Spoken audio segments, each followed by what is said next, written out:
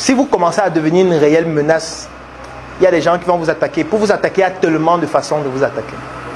Si on se rend compte que vous aimez les filles brunes,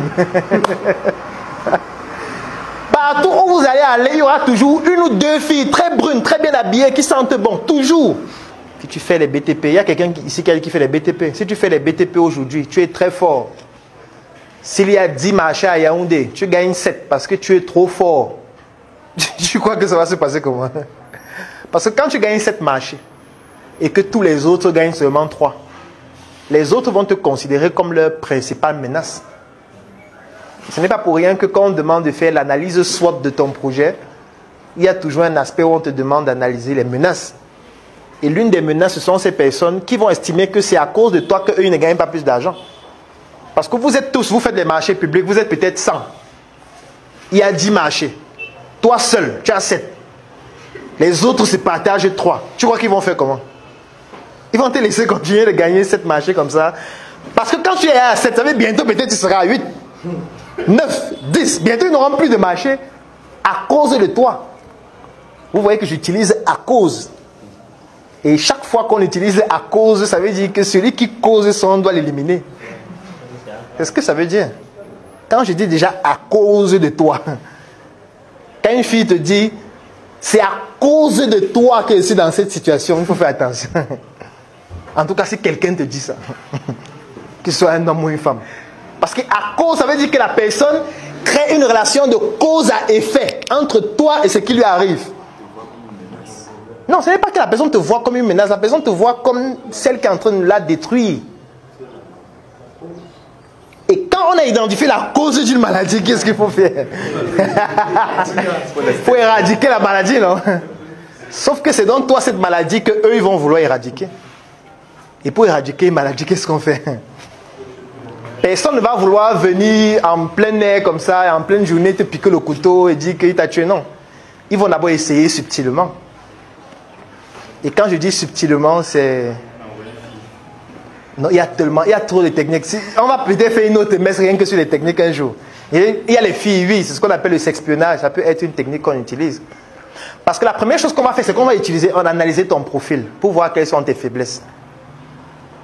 Et tout le monde a des faiblesses, malheureusement. Donc pour analyser quelqu'un et connaître ses faiblesses, c'est trop facile. Si on se rend peut-être compte que toi tu vas en boîte de nuit chaque samedi, c'est parfait. On va juste te suivre pendant peut-être 6 mois pour voir si tu changes de boîte de nuit ou si tu pars dans les mêmes boîtes. Si on se rend compte que tu vas dans les mêmes boîtes, on va analyser tes attitudes de consommation. Chaque fois que tu seras en boîte, à côté de toi, il y aura quelqu'un qui te file. Dans la boîte, assis à côté de toi. Toutes les fois que tu seras en boîte. Il va voir comment tu consommes, comment tu utilises ton verre, comment tu utilises tes bouteilles. Il va analyser tout ça et il fait des rapports dessus chaque semaine. Jusqu'au jour où on va lui donner le feu vert. Et dès qu'on va lui donner le feu vert, il va t'éliminer. C'est tout. Il y a quelqu'un qui va commencer à braiser le poisson, pas loin de ta maison. Une mère, elle va commencer à faire le poisson proche de chez toi. Elle fait le poisson chaque soir. Tu lui fais même souvent la recette. Et chaque soir, elle fait son rapport. L'heure à laquelle tu es sorti, l'heure à laquelle tu es rentré.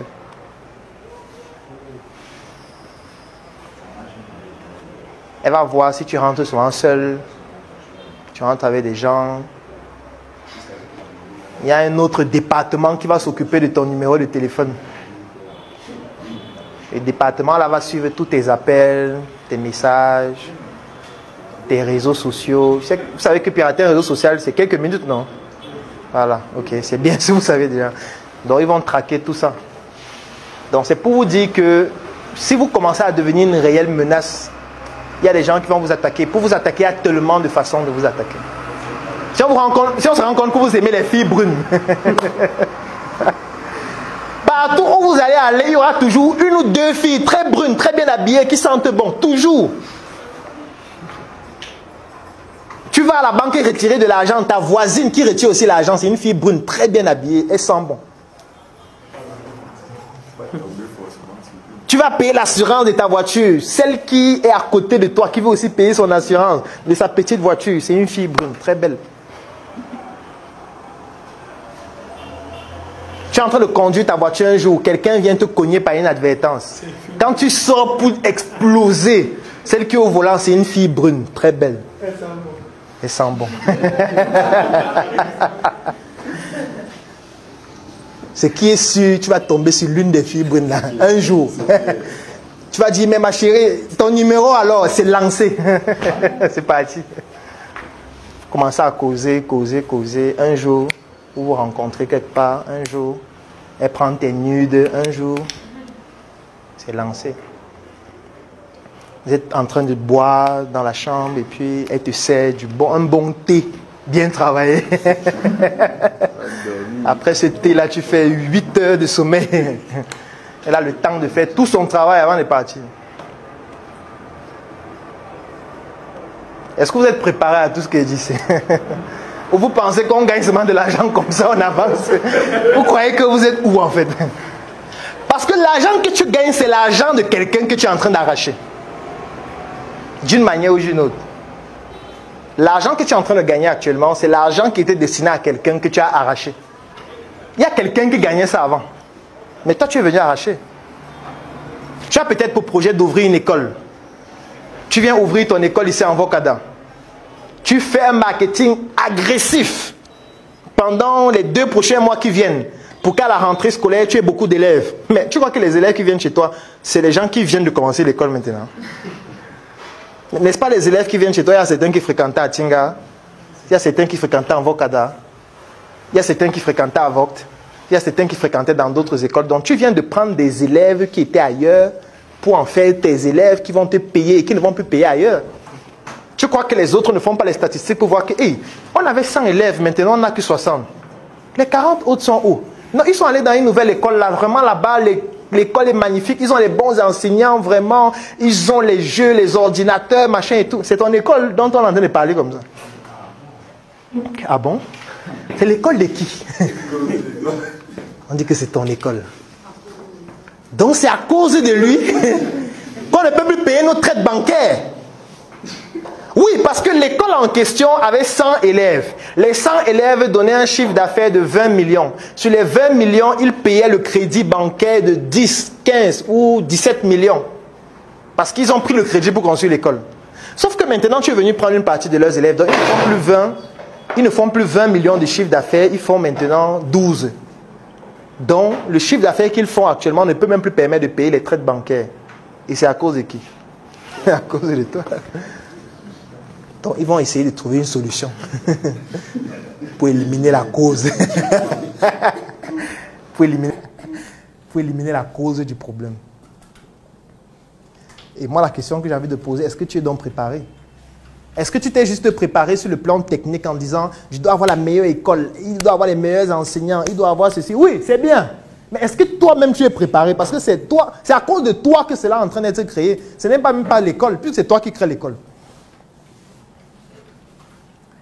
Sauf que malheureusement, ce qu'on constate, c'est que quand quelque chose va lui arriver, vous savez ce qu'il va faire? Il va faire un direct. C'est-à-dire que vous voyez alors.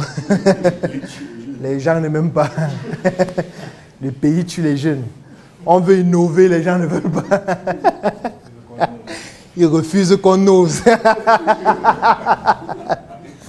Non, ce n'est pas qu'on refuse que tu oses. C'est juste que le fait pour toi d'oser crée trop de problèmes à d'autres personnes. Donc, on ne veut pas ça.